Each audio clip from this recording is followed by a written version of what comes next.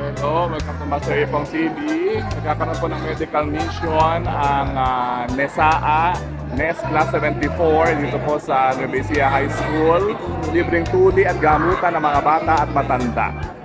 Ayan po, katuwang po ang Dr. Paulino J. Garcia Memorial Research and Medical Center, Sanctuario de Paulino, Department of. So ayan po, medical, optical mission. O, ayan na po, libreng tuli. Ayan na po, tumipili na po yung mga bata. Ano ba yan? Ayan na po. Yung mga bata po. Galing po itong mga doktor po natin, mga nurses from PJG. Ayan po. At ayan po ang ating po mga gamot. Galing po ito sa Nueva Ecija High School Alumni Association. Ayan po. Iba-iba po ang kanilang mga treatment na binibigay dito sa mga pasyente. Ito, optical po ito. May mga salamin. Meron din po tayong libreng konsulta sa mata. Ayan po. Meron din po tayo na check-up para sa mga doktor po natin. Ito po. At saka medication para sa mga karamdaman po ng mga pasyente. Ayan po. At doon naman po sa kabila ang libreng tuli. Ayan po.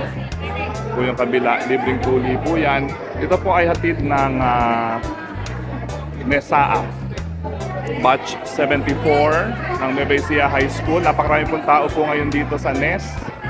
At kasalukuyan po na nagkakaroon nga po dito sa ating NES multipurpose hall, nasa ating library ng ating pong medical mission po ng mga doktor po dito ng PJG.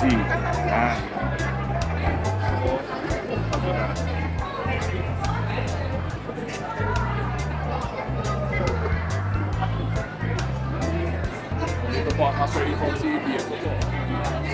EM. Ito EM.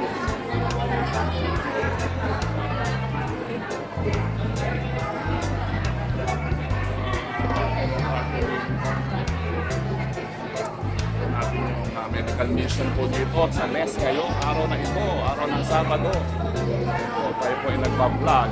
At kasama po yung ating pong mga NESAA, mga alumni po ng NES. Ngayon nagkakaroon po dito sa NES Library, sa ating focus hall, dito sa NES, ng ating medical mission. So,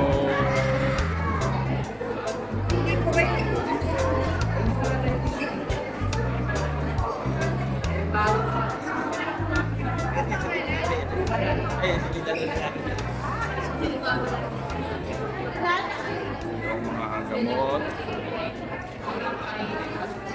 Mga gamot po dito.